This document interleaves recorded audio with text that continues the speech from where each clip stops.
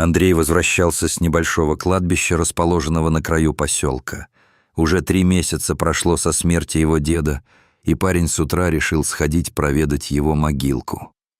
Дожди, заливавшие землю бесконечным потоком всю прошлую неделю, слегка разрушили свежий могильный холмик. Андрей принес с собой кое-какие инструменты, чтобы поправить место последнего пристанища старика. Подровняв могилу, он молча постоял, мысленно поговорил с дедом и пошел домой. Мысли его были невеселыми, а на сердце было тяжело и неуютно. Дед Степан был самым близким человеком для парня. Он один вырастил Андрея и не бросил мальчишку, когда мать решила променять сына и пожилого отца на какого-то городского ухажера. Она сбежала из глухого поселка, расположенного у кромки тайги, когда Андрею было всего 8 лет, и с тех пор сын ее ни разу не видел. Старик пытался отыскать дочь, но она словно в воду канула. За все эти годы они не получили от нее ни одного известия, и Андрей даже не знал, жива ли его мать или умерла давным-давно. Дед его всю жизнь проработал егерем. Именно он привил Андрею любовь к бескрайним лесным просторам. С самого раннего детства старик брал внука с собой в лес, и они могли по 2-3 дня бродить по тайге. Дед научил Андрея стрелять, и мальчишка уже с детства был первоклассным стрелком. От деда он научился ориентироваться в глухом лесу, выживать даже в самых суровых условиях и распознавать любые знаки, которые оставляли внимательному глазу лесные обитатели. Каждый зверь и каждая птица были под присмотром бдительного егеря, и неизменно рядом с ним бежал верный пес, главный помощник охотника и защитника леса. Андрей помнил всех собак, которые служили его деду-егерю. Эти псы редко умирали от старости. Становясь на защиту своих хозяев, они могли умереть от пули браконьера или от острого клыка хищника, но всегда, до последнего своего вздоха, были верны и преданы своему хозяину. Андрей даже и не сомневался в выборе профессии. Он давно уже решил, что пойдет по стопам деда, и до момента смерти старика был его верным помощником. Теперь же все владения старого егеря перешли под защиту самого Андрея. У парня тоже был свой верный пес-помощник. Его дружок был помесью дворняги и охотничьего пса, отличался отличным нюхом и незаурядным интеллектом. Андрей помнил, как старик принес дрожащего щенка морозным вечером, и они долго отогревали его в теплом шарфе у горячей печи. Щенок еще не умел есть сам, и Андрей с дедом по очереди кормили малыша из бутылочки.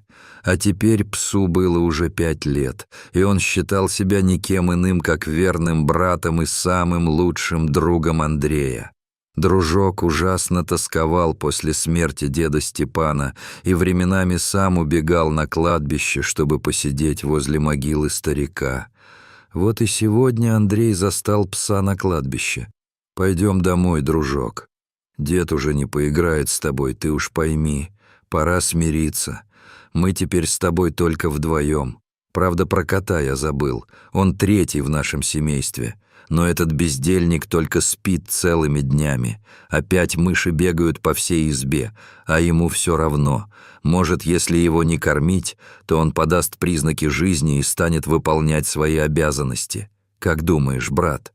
Андрей на полном серьезе беседовал с псом, а дружок внимательно слушал, наклонив свою ушастую морду и, словно в подтверждение слов хозяина, заливисто залаял.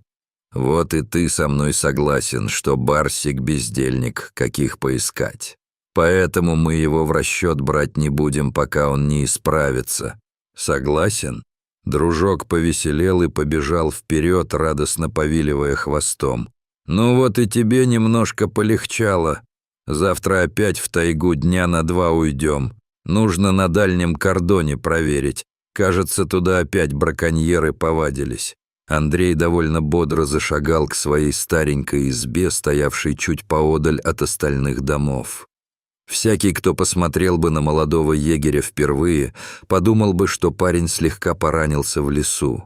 Андрей при ходьбе припадал на правую ногу, но его односельчане знали, что он с самого детства был хромым. Но это не мешало ему проходить десятки километров за день и без устали выслеживать зверя или нарушителя. Андрей пришел домой, и вскоре печь в его избе уютно потрескивала сухими дровами, а от горячего чайника шел пар.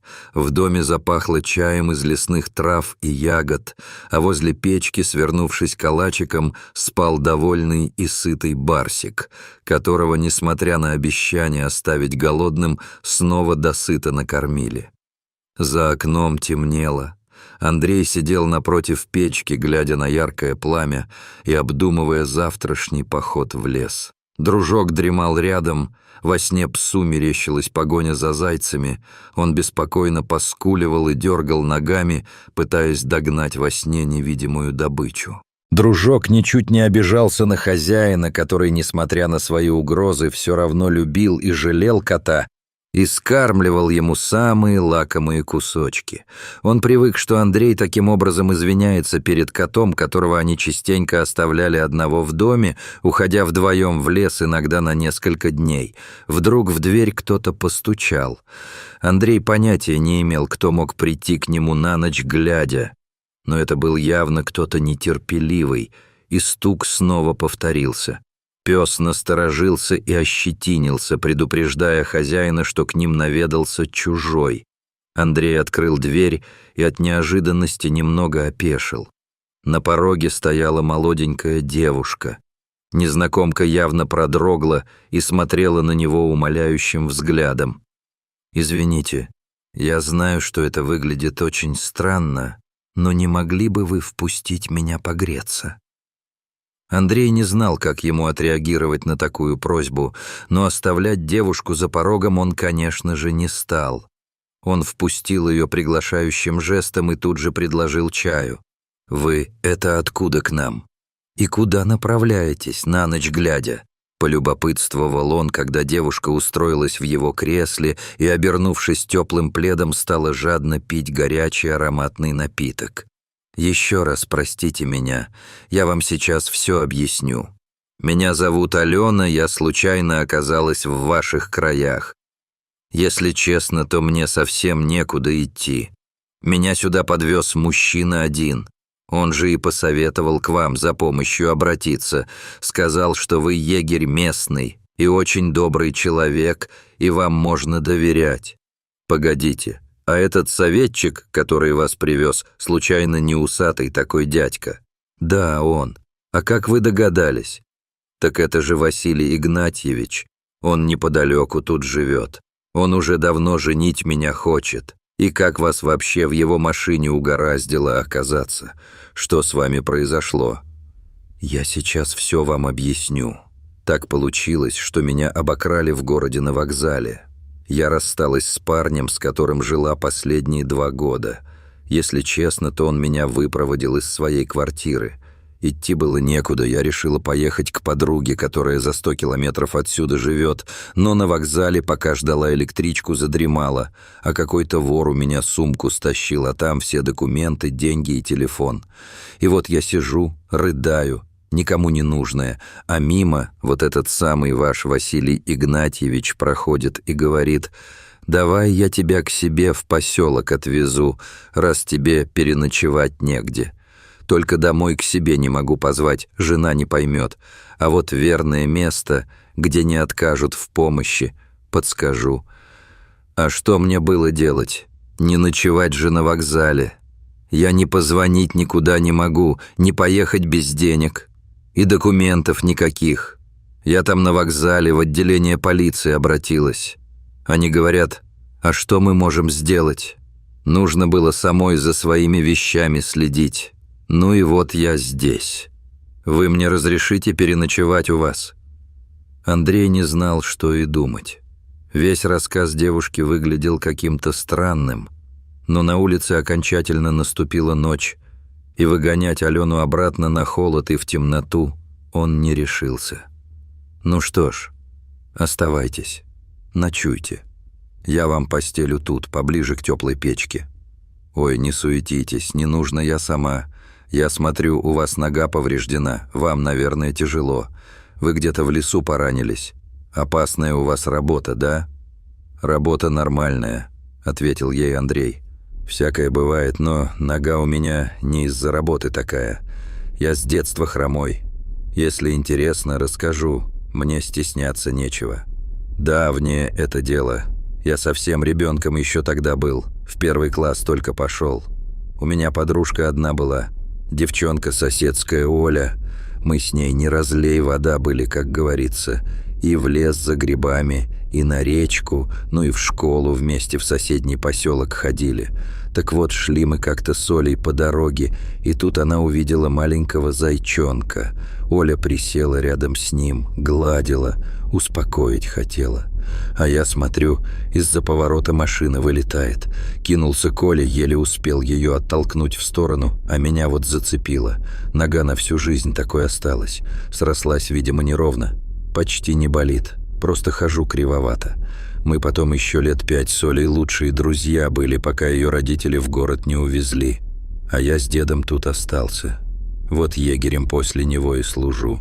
Тайга — мой дом, а дружок — лучший друг». Андрей закончил свой рассказ, а потом так и остался сидеть, глядя на огонь в печке. Гостья почему-то тоже молчала. Когда он обернулся, чтобы посмотреть, почему она молчит, то увидел, что Алена спит, облокотившись на стол и уронив голову на руки. «Совсем замаялась», — решил парень. Он осторожно перенес девушку на свою кровать, а сам устроился спать в кресле. Утром, пока гостья спала, Андрей испек хлеб и, покормив собаку и кота, вышел в лес проведать своих подопечных. Неподалеку поселилась семья оленей, и Андрей по утрам относил им свежее сено и любовался их величественной красотой. Когда же он вернулся домой, то оказалось, что Алена уже встала и вовсю хозяйничала на кухне. В большой кастрюле булькал наваристый суп, а на сковороде шипели золотистые котлетки. «О, это я удачно вернулся», — обрадовался Андрей. «А я еще шел и думал, что нужно будет что-то приготовить, а тут такой праздник. Спасибо тебе большое». Он с аппетитом съел 2 тарелки вкуснейшего супа и принялся за котлеты. Алена вела себя как настоящая хозяйка, заботливо подавала ему еду, а после обеда прибрала со стола посуду. К такому ведь и привыкнуть можно. Вкусно же. Девушка рассмеялась. «Так ты меня, значит, не выгонишь? Можно я тогда у тебя поживу недолго?» Не колеблясь ни секунды, Андрей согласно закивал головой. Он так отвык от того, что о нем кто-то заботился, что просто мгновенно растаял и был готов разрешить Алене жить у него хоть целую вечность. Так день за днем они жили вдвоем в избушке на краю леса. Странная из них получилась пара. В поселке все их обсуждали и недоумевали, откуда в доме у хромого егеря взялась такая красавица. И только Василий Игнатьевич хитро улыбался. «Ну что, классную девку я тебе привез. Жениться, когда на ней будешь. По гроб жизни ты меня благодарить должен. Теперь она никуда не сбежит». «Ну что ты такое говоришь, Василий Игнатьевич? Что ж получается, мы Алену тут хитростью держим? Завезли в лес бедняжку, и некуда ей теперь податься. Мы вот с ней в город вчера ездили. Паспорт я ей помогал восстановить. Она теперь снова может туда вернуться, если захочет. Не буду я ее насильно у себя держать. Ну и дурак ты, Андрюха. Сбежит теперь девка». Андрей и впрямь хотел жениться на Алене, но все как-то не решался сделать ей предложение. Ему казалось, что пока девушка зависит от него, будет нечестно просить ее стать его женой. Поэтому он сделал все, чтобы Алена встала на ноги, и к весне девушка, получив документы, уже смогла устроиться работать в кафе в небольшом городке по соседству. Она каждый день ездила на работу на автобусе и почти не появлялась дома, но Андрей все равно был рад, что у Алены, которую он полюбил всем сердцем, появилась своя самостоятельная жизнь. Со временем они стали близки, а вскоре девушка сообщила ему, что ждет ребенка. Андрей был на 7-м небе от счастья и тут же предложил ей выйти за него замуж. «Ну зачем тебе эта вся суета со свадьбой? неожиданно отказалась Алена. «Мы и так хорошо живем. А когда ребенок появится, я запишусь как мать-одиночка и буду деньги на него получать. Разве плохо? Твоя зарплата егеря ничего не дает. Да и я не особо заработаю после родов. А так будет копеечка каждый месяц». Андрею жутко не понравились такие рассуждения Алены. Он пытался спорить, но девушка была непреклонна. «Я так решила. Не хочу замуж. Может, ребенка на тебя и запишу, но женой быть не хочу. Что толку, что мать моя все мужчин меняла и за каждого мужика своего пыталась замуж выйти? Спилась, в конце концов, с одним таким муженьком. Еще и квартиру ему переписала, а он потом ко мне приставать пытался. Вот я из дома в 16 лет и сбежала». Андрей был в шоке. Алена никогда раньше не рассказывала о своей жизни до встречи с ним. После таких откровений он не решался больше давить на нее. Она и так натерпелась, а тут еще навязчивый парень из деревни со своей женитьбой. Ну что ж, будем жить, как живем, раз ты не хочешь по-другому. «Я уважаю твое решение», — смирился он. Алена продолжала работать в кафе, но становилась с каждым днем все раздражительнее. Андрей списывал это на беременность, даже предлагал ей бросить работу, но тем самым вызывал в ней еще большее раздражение. Парень терялся в догадках. От былой Алены не осталось и следа. Беременность не только не сблизила их, но с каждым днем увеличивала ту пропасть, которая возникла и разрасталась безо всякой видимой причины. Но ни на какие объяснения Алена не шла. «Как это может быть?» — ломал себе голову Андрей. «Она сама пришла ко мне, сама повела себя здесь как хозяйка. Она стала моей женщиной, причем тоже не по моей инициативе. Я бы первый никогда не осмелился предложить близость такой красивой девушке, чтобы она не подумала, что я пользуюсь ее безвыходным положением. Да и сколько мы были вместе, можно по пальцам пересчитать. И вдруг беременность. А может, и нет никакой беременности?» — думал Андрей. Но нет, все признаки налицо. Да и талия Алены явно округлялась на глазах. Тогда что не так? Эти мысли сводили парня с ума. Он очень сильно изменился. Еще недавно, довольный своей простой жизнью среди лесных зверей, Андрей превратился в мрачного, постаревшего лет на 10 мужчину, который совершенно не понимал, что происходит в его жизни. Никогда он не думал, что когда-нибудь ему придется опуститься до того, чтобы начать следить за любимой женщиной. Но он на это решился. Неизвестность была для него слишком тяжела. Однажды он приехал в город к закрытию кафе. Андрей видел, как Алена закрывала двери за последним посетителем и отправилась в подсобку. Он знал, что выходить она будет именно оттуда, поскольку пару раз встречал ее, когда Алена только начинала там работать. Подойдя к дверям, Андрей услышал голоса. Говорившие явно спорили, и спорили на очень повышенных тонах. Это был какой-то мужчина и его Алена. Решив выяснить все до конца, Андрей прислушался. «Ты обманул меня. Говорил, что разведешься со своей бесплодной женой, если я рожу тебе ребенка. Ну, во-первых, врачи уверяют, что Марьяна здорова, и вполне возможно причина во мне. Но я же беременна. Да, ты беременна. Но я не уверен в том, что это мой ребенок. Ты живешь с мужчиной в деревне. Может быть, он отец. Да, я живу с Андреем, потому что некуда деваться. Но я не сплю с ним и никогда не спала. Зачем мне этот ребенок, если ты отказываешься от нас? Если бы я знала, что так будет, я бы сделала аборт и давно забыла бы обо всем этом. Это ты уговорил меня ребенка оставить. Да, это так. Я очень хочу стать отцом. Когда ты родишь, мы сделаем анализ ДНК. И если мое отцовство подтвердится, тогда я разведусь с женой, и мы будем вместе». Андрей не стал больше слушать. Теперь он все окончательно понял. Кроме одного. Кто отец ребенка, которого носит Алена? Он или тот человек, чей голос он слышал за дверью? Алена называла его Олегом.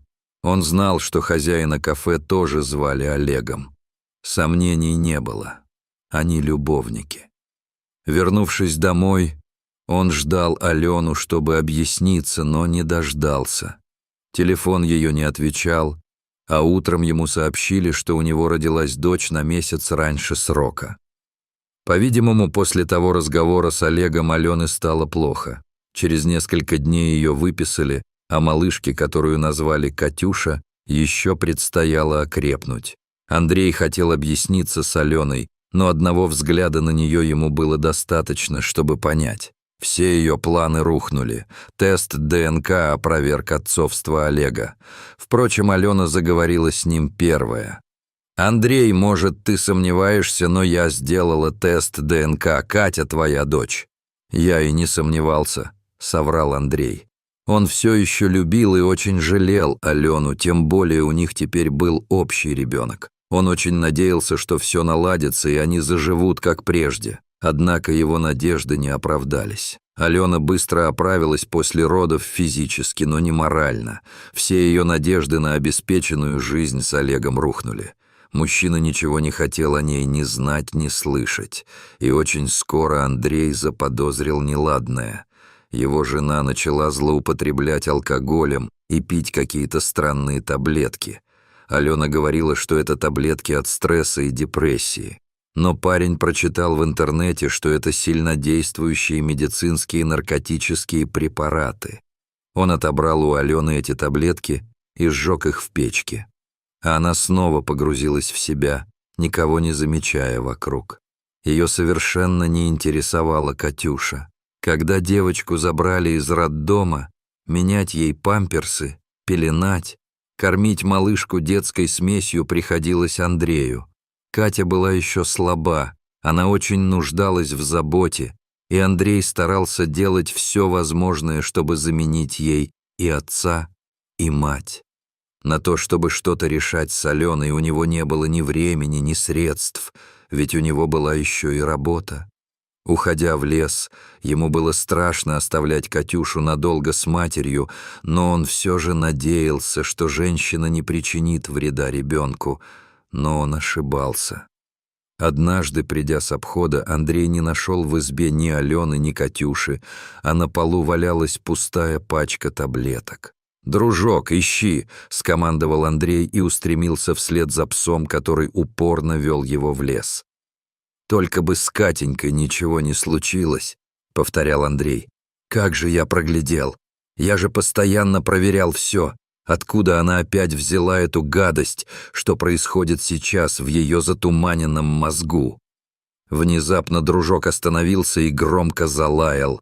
Андрей подбежал к нему и закричал от ужаса.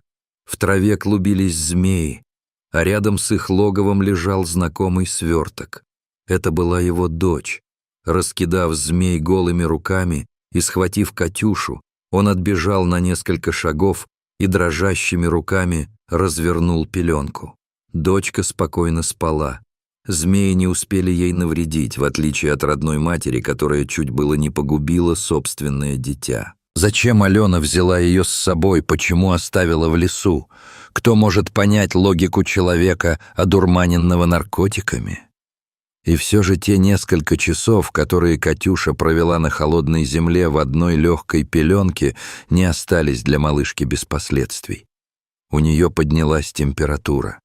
Врач диагностировал воспаление легких и выписал Андрею направление в городскую детскую больницу. И когда Андрей встретился с лечащим врачом дочери, он просто не поверил своим глазам. Но имя доктора не оставляло сомнений. Калинина Ольга Павловна. Да, это была та самая девочка, с которой он дружил в детстве. Его Оленька. Ольга тоже узнала Андрея. Да и фамилия Катюши это подтверждала. Это именно тот парень, который когда-то в детстве покалечился, спасая ее от колес автомобиля. «Так ты уже отец, Андрюша. А где же мама девочки?» «Долго рассказывать, Оля. Нет у нас мамы. У такой крохи нет мамы. Ну, вот так. Как-то у нас вышло. Так что Катюша только моя». «Ну и хорошо, что ты есть у малышки. Я-то тебя знаю, ты в беде никого не бросишь. Ну а как ты сам? Столько лет не виделись. А я все там же, егерем вместо деда работаю. А ты, я вижу, на доктора выучилась. Молодец. Нужно ли говорить о том, что в скором времени в лице доктора Ольги маленькая Катюша обрела любящую и заботливую маму, а Андрей обрел ту, о которой давно мечтал. Алену в итоге лишили родительских прав, и Андрей удочерил собственную дочь. Когда же все тревоги о здоровье маленькой Катюши уже были позади, Ольга настояла на том, чтобы Андрей лег на операцию по исправлению хромоты. «Андрюша, поверь, это совсем не страшно. Семен Григорьевич — большой друг папы и хирург от Бога. Он посмотрел твои снимки и уверяет, что все поправимо. Твоя нога тогда просто неправильно срослась. Ну, если я тебе хромой не нужен. Ну, конечно, нужен. Причем здесь это? Но с возрастом нога будет все больше беспокоить. Ты, пока молодой, этого не замечаешь. И, кстати, чем раньше мы это сделаем, тем легче все будет срастаться. Поверь, операция действительно прошла успешно. Андрей избавился от хромоты. Вскоре, глядя на него, никто бы и подумать не мог, что Андрей хромал большую часть своей жизни. А что же Алена? Алену он встретил лишь однажды. Увидел и ужаснулся. Она сидела на лавочке с бутылкой водки в руках, лицо было опухшим, волосы растрепаны. Казалось, что за эти 3 года, которые они не виделись, женщина постарела лет на 20. Рядом с нее сидел немолодой, явно спившийся мужик, и они оба, матерясь и запинаясь, что-то громко доказывали друг другу. Андрей отвернулся и ускорил шаг. Он давно уже ничем не был обязан этой опустившейся женщине. Все, что он мог, он для нее сделал. Но она сама выбрала такую судьбу. И это счастье, что ее нет рядом с его любимой дочкой Катюшей. И та, кроме Ольги, другой матери не знает. А скоро у Катюши появится братик, которого она с нетерпением ждет. Дорогие зрители, если вам понравилось это видео, то ставьте лайк и подписывайтесь на наш канал. До свидания.